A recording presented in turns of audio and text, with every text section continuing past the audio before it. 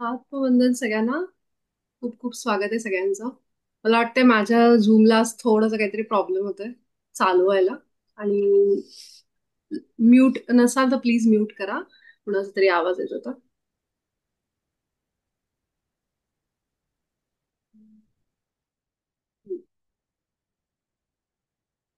खूप खूप खूप हृदयापासून सगळ्या माझ्या ध्यानी कुटुंबाचं, सगळ्या साधकांचं खूप स्वागत आहे आजच्या सत्रामध्ये. अनेक आभार, अनेक आभार. आपल्यासोबत असलेल्या सगळ्या दिव्य शक्तींचे मी अनेक आभार मानते, आपल्या सगळ्यांकडून. आपल्या सगळ्यांचे सद्गुरू, सगळ्यांचे पूर्वज, या सगळ्यांचे आभार मानते. आपण सगळेजण आज रेकी सत्र घेणार आहोत. आणि जसं आमच्या इथे खाली कार्यक्रम आहे, मला असं वाटलं होतं की आवाज येईल खूप, आणि डिस्टर्ब व्हायला नको सगळ्यांना. पण आवाज येत असेल तर मला सांगा की आवाज येतो बाहेरचा, म्हणून मी सगळं बंद केलंय दारं वगैरे. पण तरी पण जर डिस्टर्ब होत असेल तर मला तसं कळवा. तसंही आपण जसं रेकी सुरुवात करू आपण. मी माझा इथला आवाज म्यूटच करेन आणि फक्त म्युझिक सुरू असेल.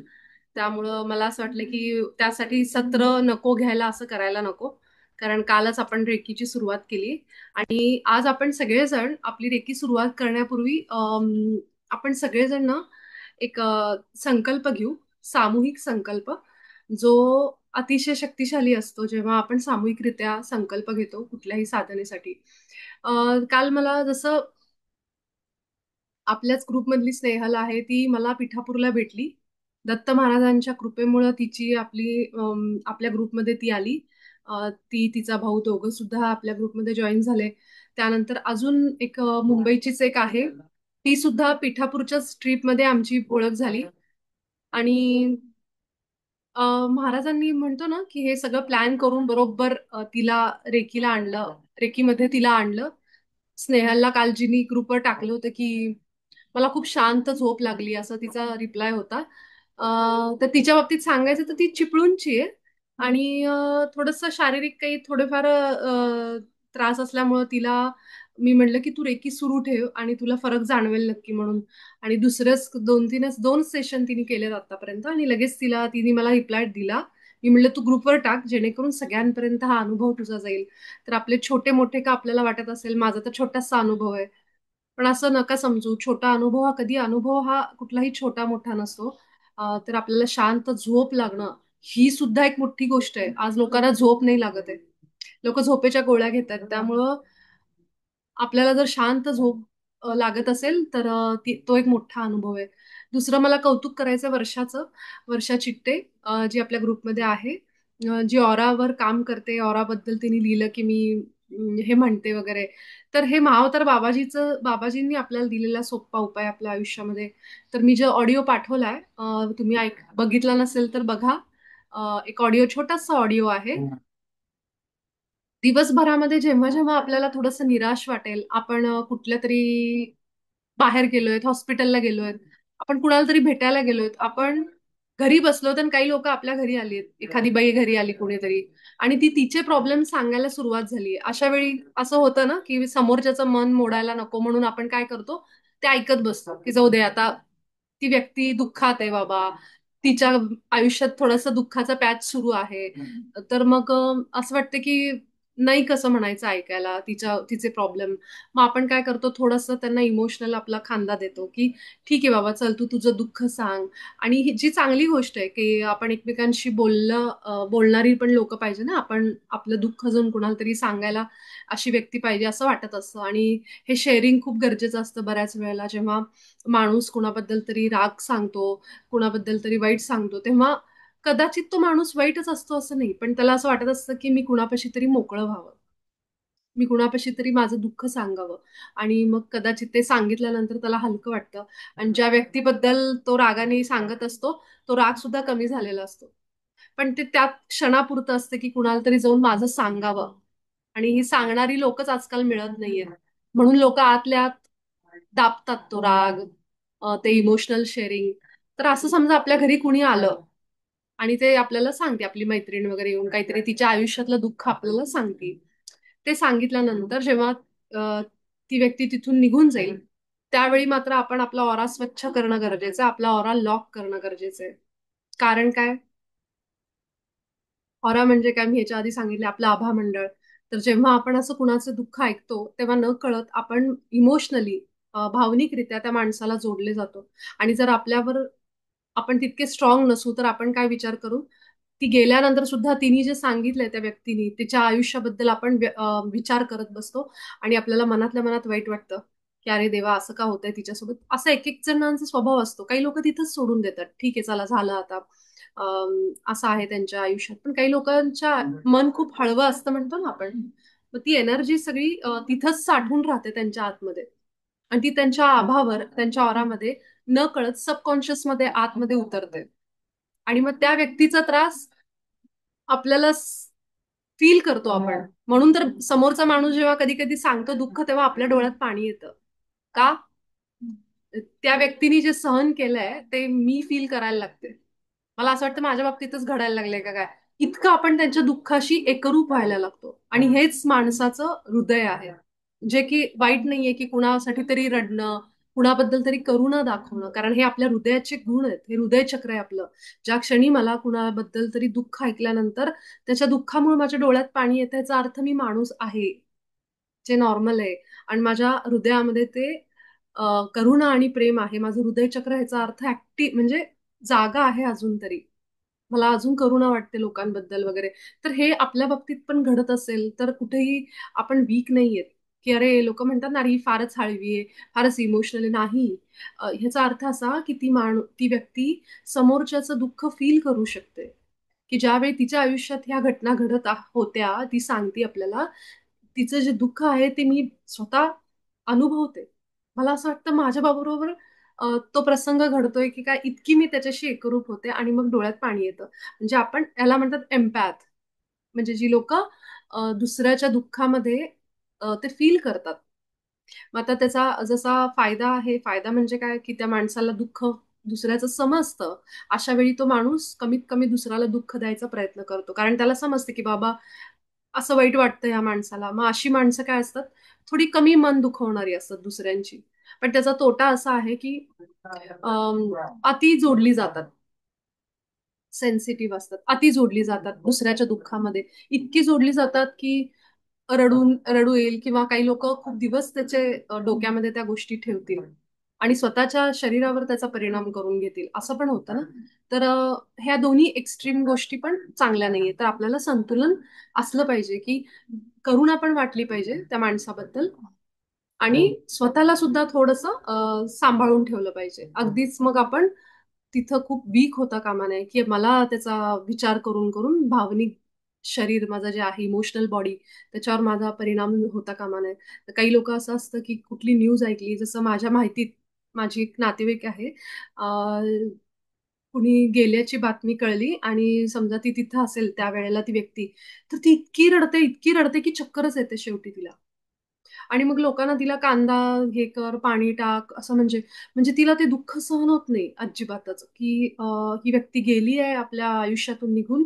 मग ती चुलत असेल म्हणजे भावकीतली असेल, पण ती रडून रडून रडून तिच्या भावना इतक्या अनावर होतात की त्या क्षणी तिला चक्कर येते आणि मग ते दुःख सहन करू शकत नाही. तर अशा अशा वेळी आपण आपला ऑरा मजबूत ठेवणं, स्वच्छ ठेवणं गरजेचं आहे. तर कुठल्या कुठल्या वेळी आपण जेव्हा अशा आजारी माणसांना भेटायला जातो, आपल्या घरामध्ये कोणीतरी व्यक्ती येऊन तिच्या आयुष्यातले प्रॉब्लेम सांगत असते, त्यावेळी तुम्ही आवर्जून आपला ऑरा स्वच्छ करा. जसं आपण घरामध्ये थोडी कचरा असेल तर आपण घर साफ करतो, कानाकोपरा आपल्या घराचा आपण स्वच्छ ठेवायचा प्रयत्न करतो. कारण तिथे आपल्याला वाटतं किडे होतील, डास होतील आणि वास्तुदोष होतील, असं आपल्याला सांगितलं गेलं, आपल्याला माहितीये. अगदी त्याप्रमाणे आपल्या मनामध्ये सुद्धा जेव्हा आपण अशा गोष्टी ऐकतो, टीव्हीवर अशा न्यूज बघतो, कुठेतरी काहीतरी झालं, कुणीतरी आपलं स्वतःला संपवलं, अशी कुठली बातमी तुम्ही ऐका, त्या क्षणी तुमचा ऑरा स्वच्छ करा. हे खूप महत्वाचं लक्षात ठेवा. बाबाजींनी त्यांच्या पुस्तकामध्ये खूप याला महत्व दिलंय. आता महाअवतार बाबाजी कोण आहेत हे तुम्हाला सगळ्यांना कळलंय, की स्वतः स्वामी समर्थ बाबाजींबद्दल लोकांना सांगतात की बाबाजी चा फोटो हे करा, म्हणजे तुम्ही समजू शकता की महाअवतार बाबाजींची काय काय असेल शक्ती. की जिथं स्वामी त्यांच्याबद्दल लोकांना सांगतात, जे गाईड करतात लोकांना. आणि महावतर बाबाजी हे आत्ता आत्ता लोकांना जास्त माहीत झालेत. त्यामुळे मी हे सांगते की हे असे योगी होते आणि अजूनही आहेत. ते अजूनही शरीर रूपामध्ये लोकांना दिसतात. फार कमी लोकांना पण दिसतात, जे लोक त्यांच्या मार्गात आहेत अशा. त्यांच्या पुस्तकामध्ये त्यांनी ऑराबद्दल खूप सांगितलंय. अगदी शेवटच्या चॅप्टर पर्यंत बाबाजींनी सांगितलंय की तुम्ही सगळं करा. प्रेम प्रकाश पाठवा लोकांना, ज्यांचं नातं तुमच्याबरोबर खराब आहे तुम्ही ते नीट करा. कसं करा? डोळे मिटून त्यांना प्रेम प्रकाश तुमच्याकडनं पाठवत राहा. आणि तुम्ही कर्मबंधनातून मुक्त व्हा. जितके दिवस तुम्ही ती कट करत नाहीत आणि तुम्ही अजूनही त्या लोकांबरोबर जितके दिवस राग आणि द्वेष धरून आहात, तितकं तुम्ही त्या कर्मामध्ये अजून अडकलेले आहात, असं बाबाजींनी सांगितलं स्पष्टपणे. त्यामुळं आपल्याला जर कर्मबंधनातून मुक्ती पाहिजे असेल, तर आपण ज्या व्यक्तींनी आपल्याला त्रास दिलाय पास्टमध्ये किंवा अजून देत आहेत, त्या व्यक्तींना मनातनं माफ करायला शिकलं पाहिजे. आणि जे अवघड आहे, अतिशय अवघड आहे प्रॅक्टिकली बघायला गेलं तर, पण ही प्रॅक्टिस आपण डोळे बंद करून त्यांच्याशी न बोलता सुद्धा केवळ मनातून, आपल्या हृदयातून त्यांना प्रेम प्रकाश पाठवून की तुम्ही मला काहीतरी शिकवण्यासाठी आला आहात, असा विचार टाकायचा आणि म्हणायचं. आणि मग तुम्ही ही प्रॅक्टिस रोज करा. कदाचित काही वर्ष आपल्याला अवघड जाईल. हे ती व्यक्ती समोर असताना, तिचा त्रास सहन करत असताना कसं काय हे सगळं करायचं, पण हीच आपली परीक्षा आहे. आणि यावरच बाबाजी पूर्ण त्यांच्या पुस्तकात बोललेत. आणि शेवटपर्यंत बाबाजींनी एका गोष्टीवर भर दिलाय, तो म्हणजे सुरक्षा उपाय. सुरक्षा उपाय म्हणजे आपला ऑरा स्वच्छ करणे, लॉक करणे, स्वच्छ करणे, लॉक करणे. हे त्यांनी शेवटच्या धड्यापर्यंत सांगितलेलं आहे. म्हणून मी एवढी कायम तळमळीने सांगते तुम्हाला की तुम्ही, त्याच्यामध्ये बाबाजींचं एक वाक्य आहे की आपल्या घरात होणारी, आपल्या आयुष्यात होणारी, आपल्याकडनं घडणारी प्रत्येक भांडण, वादविवाद, आपले ज्या ज्या लोकांबरोबर झालेत ते वादविवाद, आपल्याला झालेला प्रत्येक त्रास, आपल्या डोळ्यातून आलेलं प्रत्येक अश्रू, हे सगळंच्या सगळं त्या अनिमंत्रित प्रभावांमुळे होत असतं, जे आपल्या ओरामध्ये येतात आणि जे भांडण घडवतात. तर ह्याच्यासाठी तुम्ही त्याला डार्क एनर्जी म्हणा, निगेटिव्ह एनर्जी म्हणा, त्या अनिमंत्रित प्रभावांना जे आपल्या वरात येतात, त्याला वाटेल ते नाव द्या, पण ते आहेत या ब्रह्मांडात. ते एक्झिस्ट करतात, ते अस्तित्वात आहेत आणि ते आपल्या शरीराभोवती, आपल्या ऑरामध्ये येतात आणि आपली बुद्धी तशी करतात की आपण भांडणं करावीत, वादविवाद करावेत, राग हे करावा. आणि त्यासाठी आपण ऑरा स्वच्छ ठेवणं आपला आणि लॉक करणं गरजेचं आहे. बरं, ऑरा लॉक करतो आपण आभामंडळ, तो कुणाला कुणासाठी लॉक करायचा? फक्त आपल्या सगळ्यांचे एक एक उच्च आत्मे असतात, ज्याला हायर सेल्फ असं बाबाजींनी म्हणलेलं आहे. जो हायर सेल्फ म्हणजे प्रत्येक व्यक्तीचा उच्च आत्मा, त्याला सोडून बाकी सगळ्यांसाठी बंद करायचं ते. तोच एकमेव, तुम्ही जे म्हणता ना मनात आपण जे इंट्युशन म्हणतो ना, इंट्युशन, तर तुम्ही हळूहळू समजून घ्याल जेव्हा हे पुस्तक मराठीमध्ये येईल. आपलं इंट्युशन येणं आपल्याला, आपण म्हणतो ना देवानी मला आयडिया दिली, मला कल्पना दिली आणि मला ते सुचलं त्यावेळी, हे जे सुचणं आहे ना, ते म्हणजे आपला हायर सेल्फ असतो, जो आपल्याला इंट्युशनद्वारे मार्गदर्शन करत असतो. आपले सबकॉन्शियस म्हणजे आपला हायर सेल्फ. तर त्याला सोडून बाकी सगळ्यांसाठी आपला ऑरा कायम बंद ठेवायचा. कधी कधी काय होतं, जी लोक साधनेत असतात, ध्यानामध्ये, ध्यानाला बसल्यावर असं होतं की एक एक विचार येतो मनामध्ये, एक कुणीतरी कानात सांगितलं सारखं म्हणजे. पण त्यावेळेस त्यांना हे कळत नाही की माझा हायर सेल्फ सांगतोय की दुसरं कोणी सांगतंय. कारण दुसऱ्या एंटिटीज पण आहेत आपल्या आजूबाजूला, अशा पण एनर्जीज आहेत, पण आपल्याला कळत नाही की मला नेमकं सांगतंय कोण हे. आणि हा फरक आपल्याला हळूहळू समजायला लागतो जेव्हा आपण आपला ऑरा कायम बंद ठेवतो. तर ह्या गोष्टी खूप महत्वाच्या आहेत की आपण जे काही दिवसभरामध्ये, जितके आपले घरामध्ये पण वास्तुदोष असतील, ते सुद्धा आपले ऑरा आपला क्लीन केल्यामुळे जायला लागतात. आपल्या घराचं सुद्धा आपण ऑरा स्वच्छ करू शकतो. जसं मी माझ्या बाबतीत बोलते ना, की माझ्या ऑरामध्ये जे अनिमंत्रित प्रभाव आलेत, तसंच म्हणायचं माझ्या घराच्या ऑरामध्ये, घराला पण एक ऑरा असतो. प्रत्येक गोष्टीला ऑरा असतो, प्रत्येक गोष्टीला. आता हे माझं कानातलं आहे ना, ह्याला पण ऑरा आहे. ह्याला पण एक कॉन्शियसनेस आहे, कारण हे पण अणुरेणूंनी बनलेलं आहे. तर घराच्या पण जो ऑरा आहे त्याला म्हणायचं की घराच्या ऑरामध्ये, आभामंडळामध्ये जे काही अनिमंत्रित प्रभाव आलेले आहेत, त्या सगळ्यांना, जसं मी आज ते सांगितले सेम तसंच म्हणायचं. आणि शेवटी म्हणायचं की घराचा आभामंडळ, मी घराच्या हायर सेल्फला, घराचा पण एक उच्च आत्मा असतो, स्पिरिट ऑफ होम्स म्हणतात त्याला, spirit of mountains, spirit of trees. प्रत्येकाची अशी उच्च आत्मे असतात, प्रत्येक ह्याचे एंटिटीचे. तर आपण म्हणायचं, त्याच्या उच्च आत्म्याला सोडून बाकी सगळ्यांसाठी मी घराचा ऑरा बंद करते.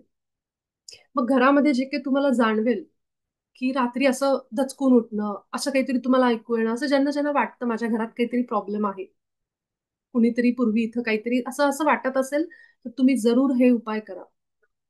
तुमच्या घराचा ऑरा तुम्ही स्वच्छ करा.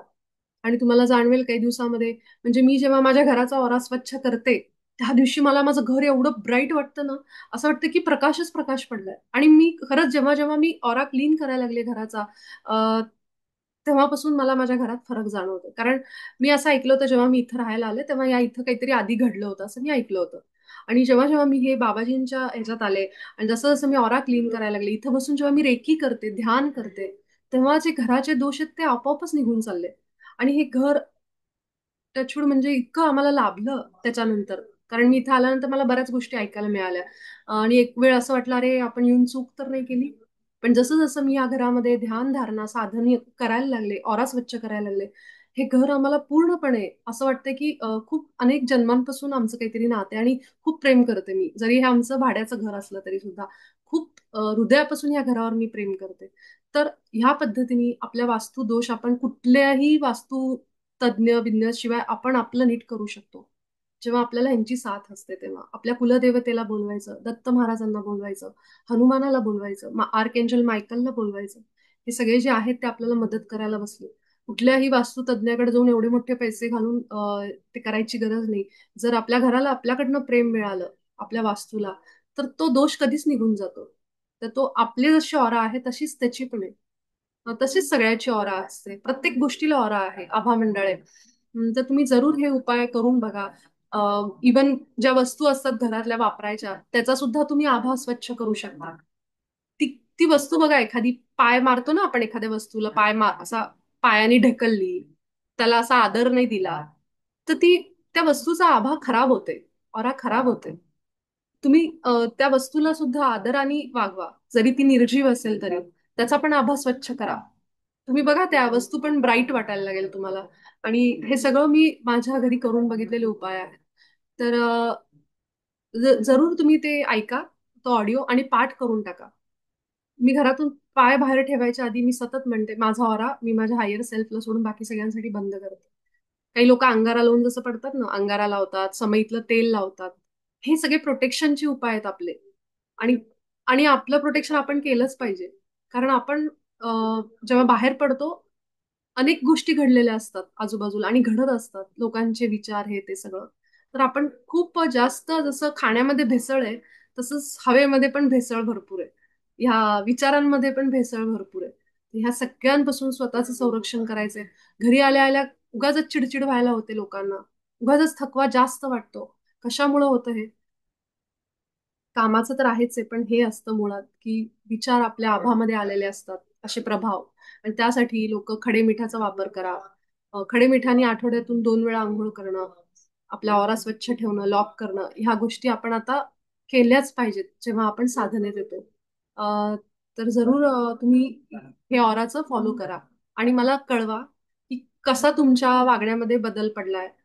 जे आधी सतत मूड खराब व्हायचे, जे चिडचिड वाटायची पौर्णिमा अमावस्येच्या आसपास, ते कमी झालंय का ऑरा जेव्हापासून तुम्ही काम करताय? ठीक आहे, लोकांना ऑरा दिसतो, अ, ऑराचे कलर्स दिसतात, इतका तो खरा आहे, कुठेही खोटं नाहीये याच्यामध्ये.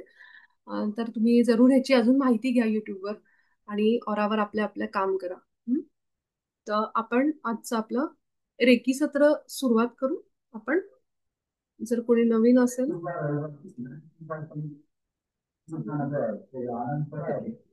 तर आपण सगळेजण रेकीसाठी आपले हात एकमेकांवर घासून अगदी थोडे गरम होऊ द्या.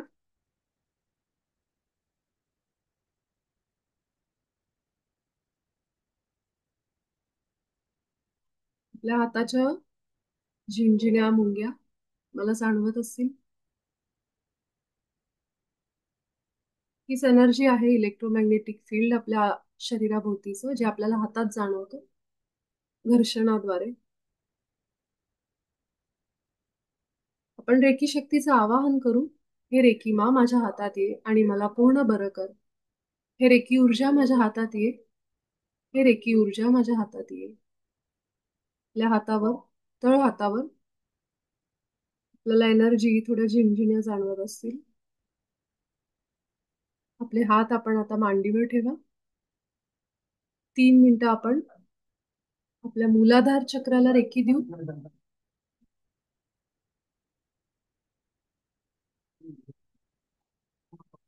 आज सोमवार आहे त्यामुळे आपण महादेवांची ऊर्जा आपल्या ग्रुपशी जोडू.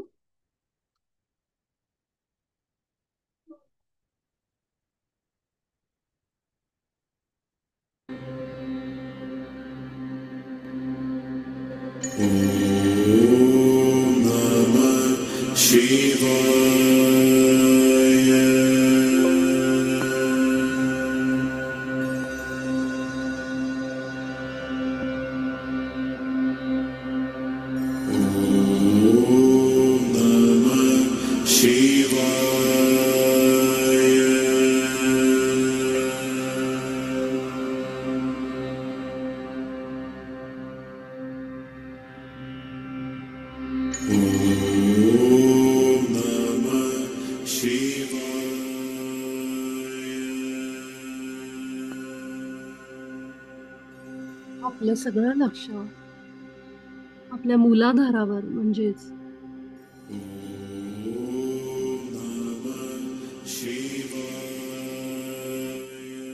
आपल्या कमरेपासून खाली तळपायापर्यंत पूर्ण आपल्या लोअर बॉडीवर, खालच्या भागावर लक्ष केंद्रित करा.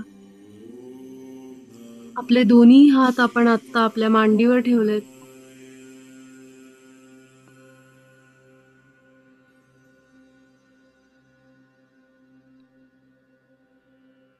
माझं मूलाधार चक्र संतुलनात येत आहे असा एक संकल्प आपण आपल्या रूट चक्राला देऊ, मूलाधार चक्राला देऊ. लाल रंगाची ऊर्जा आपण इथं कल्पना करू.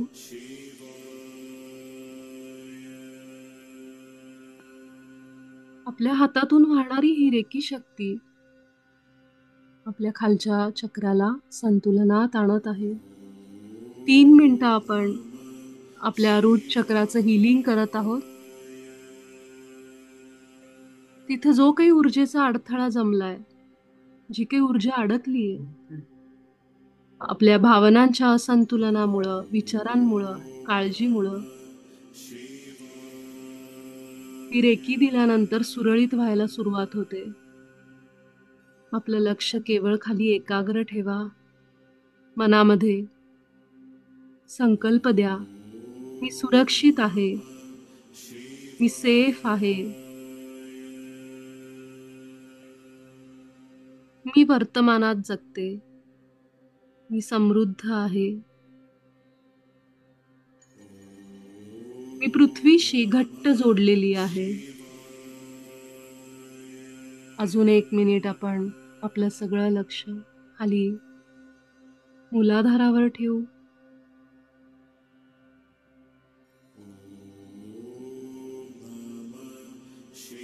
आजपासून 21 दिवस आपण परमेश्वराला, परमात्म्याला प्रार्थना करू की आमच्याकडून तू 21 दिवस न थांबता, न चुकता रेकी करून घे. रेकी ऊर्जेला आपण प्रार्थना करू. 21 दिवस तू आमच्यासोबत सलग राहा आणि आमच्या सगळ्या चक्रांना ऊर्जा दे.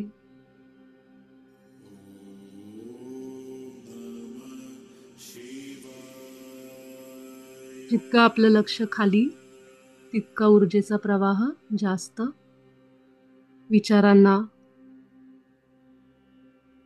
विचारांच्या मागे पळू नका, त्यांच्यामध्ये अडकू नका.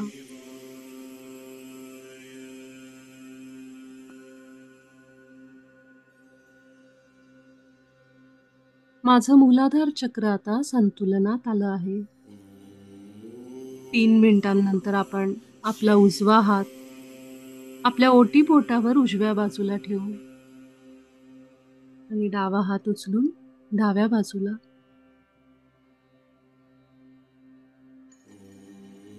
आता आपलं लक्ष आपल्या सॅक्रल चक्रावर, स्वादिष्ठानावर.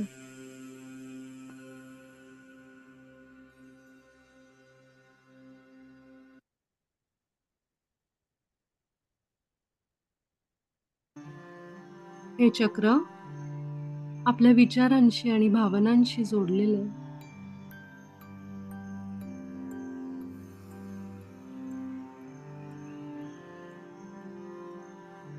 माझे हार्मोन्स संतुलनात येत आहेत. मला नवीन नवीन कल्पना सुचत आहेत. मी क्रिएटिव्ह आहे. माझ्या भावना आणि विचारांवर माझं संतुलन आहे. पूर्ण लक्ष आपल्या ओटीपोटामध्ये ठेवा. कल्पना करा गोलाकार नारिंगी रंग, ऑरेंज कलर फिरतोय. जितकं आतमध्ये जाता येईल तितकं जा. अजून 2 मिनिटं आपण आपल्या स्वादिष्ठानाची हिलिंग करू, त्याला संतुलनात आणू. जिथं लक्ष जातं तिथं ऊर्जा प्रवाहित व्हायला होते. आत्ता रेकी शक्ती आपल्या स्वादिष्ठानामध्ये आपलं काम करत आहे.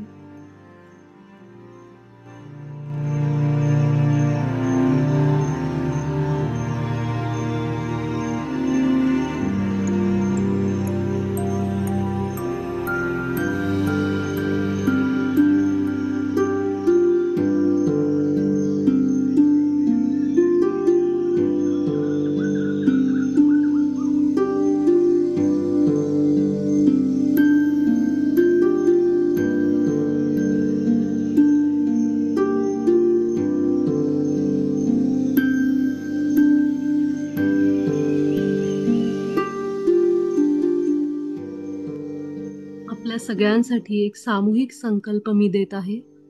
छोकुरे छोकुरे छोकुरे सेहेकी सेहेकी सेहेकी हॉनशजशुनेन हॉनशजशुनेन हॉनशजशुनेन डायकोम्यू डायकोम्यू डायकोम्यू. आपण सगळेजण इथं असलेल्या प्रत्येकाच्या स्वादिष्ठान मूलाधार चक्रांमध्ये जाऊन आपले सगळे लाभ आपल्या सगळ्या साधकांना द्या. आणि सगळे सिम्बॉल्स मी आत्ता कल्पना करून आपल्या सगळ्यांच्या मूलाधारामध्ये आणि स्वादिष्ठानामध्ये सोडत आहे. ज्यांना ह्या सिम्बॉल्सची आठवण आहे त्यांनी सुद्धा इमॅजिन करा आपल्या हातातून ही चिन्ह आपल्या पोटात उतरत आहेत. ह्याप्रमाणे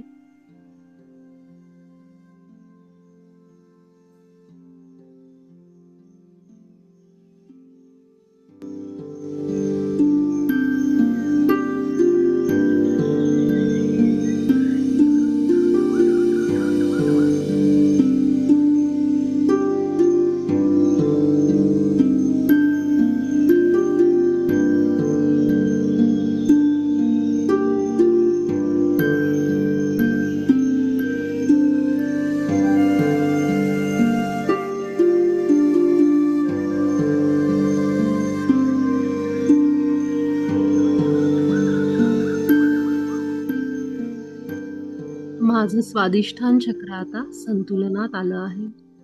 आपला उजवा हात आपण आपल्या नाभीवर उजव्या बाजूला आणि डावा हात डाव्या बाजूला असा ठेवायचा आहे. आपल्या मणिपूर चक्राला आपण रेकी देत आहोत. आपलं 3 मिनिटाचं हे प्रत्येक चक्रावरचं हिलिंग आपल्याला खूप फायदे करून देत आहे.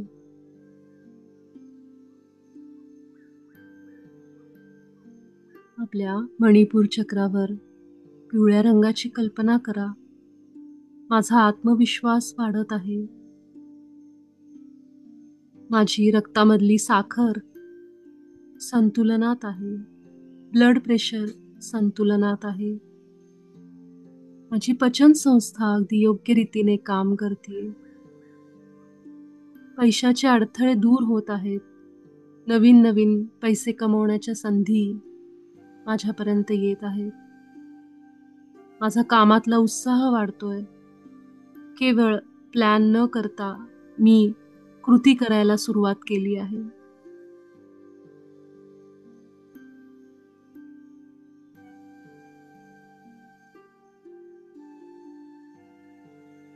आपलं सगळं लक्ष आपल्या पोटावर, मणिपूर चक्रावरच ठेवा.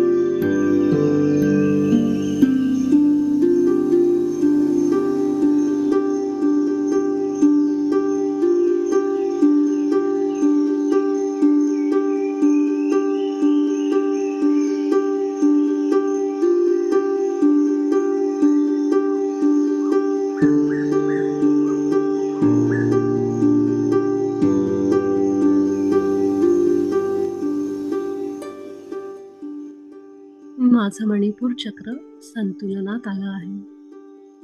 आपला उजवा हात आता आपल्या छातीवर. पुढची 3 मिनिटं आपण आपल्या छातीवर लक्ष केंद्रित करा.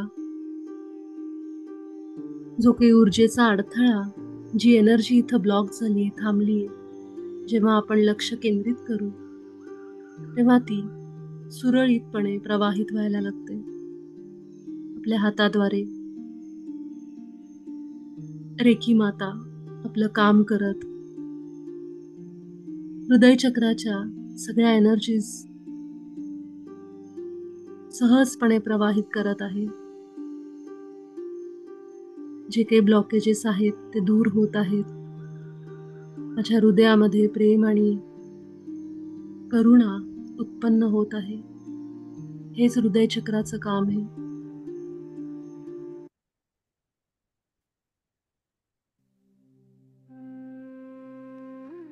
आपलं लक्ष आपल्या हृदयावर राहू दे. हिरवा रंग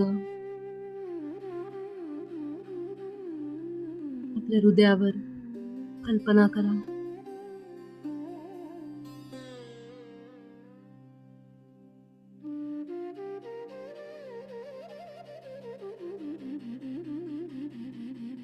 आणि आपल्या भगवंताबद्दल, आपल्या इष्टदेवतेबद्दल ते प्रेम अनुभव करा, फील करा. या प्रेमामध्ये आभार पण व्यक्त करा.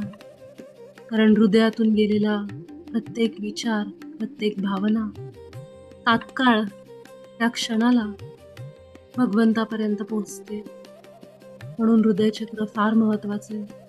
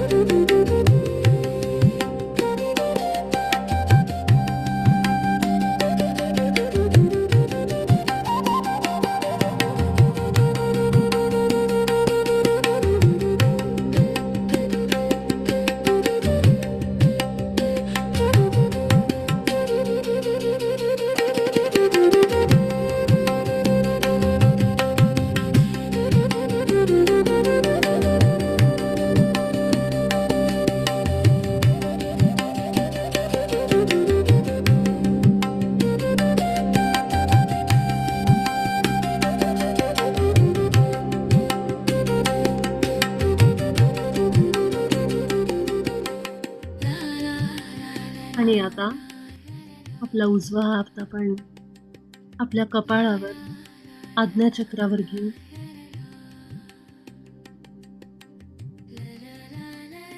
डावा हात कपाळाच्या मागच्या बाजूला किंवा उजव्या हातावर पुढेच ठेवला तरी चालेल.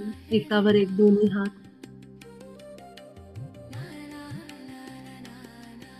हे सत्र संपल्यानंतर तुम्ही एकदा विशुद्धीला सुद्धा रेकी द्या. झोपताना दिली तरी चालेल, म्हणजे गळ्याला. वेळेअभावी आपण आज्ञाचक्राला देत आहोत आता. 3 मिनिटं आपण आज्ञाचक्राचं हिलिंग करू. आपल्या हृदयातून आपण आज्ञाचक्राकडे वर आलेलो आहे. आपल्या मेंदूमध्ये असणारे विचार, दिवसभर अनेक विचारांमध्ये थकलेला मेंदू हाताद्वारे आपण रेकी देत त्याला शांत करतोय, रिलॅक्स करतोय, ऊर्जा देतोय. सगळ्या न्यूरॉन्सना, सगळ्या मेंदूच्या शिरा, रक्तवाहिन्या, पेशी सगळ्या ऊर्जान्वित होत आहेत. माझ्या विचारांमध्ये स्पष्टता येत आहे. माझी निर्णय क्षमता वाढली आहे, वाढत आहे, अशा प्रकारचे संकल्प द्या. माझे इंट्युशन स्ट्रॉंग होत आहे.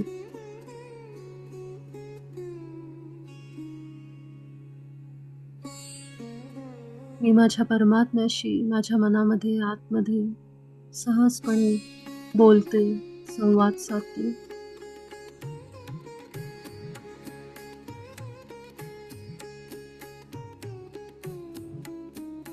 स्वतःला शांत आणि स्थिर झालेला अनुभव करा. कुठलाही विचार या क्षणाला नको. माझ्या हातामधून वाहणारी ही शक्ती आणि माझा मेंदू, माझा मस्तक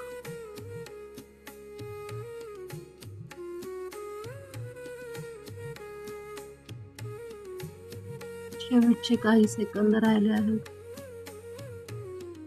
मी इथंच रेकी शक्तीचे आणि आपले आभार मानते.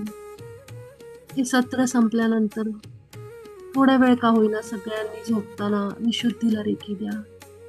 आपण भेटू उद्याच्या सत्रात. धन्यवाद.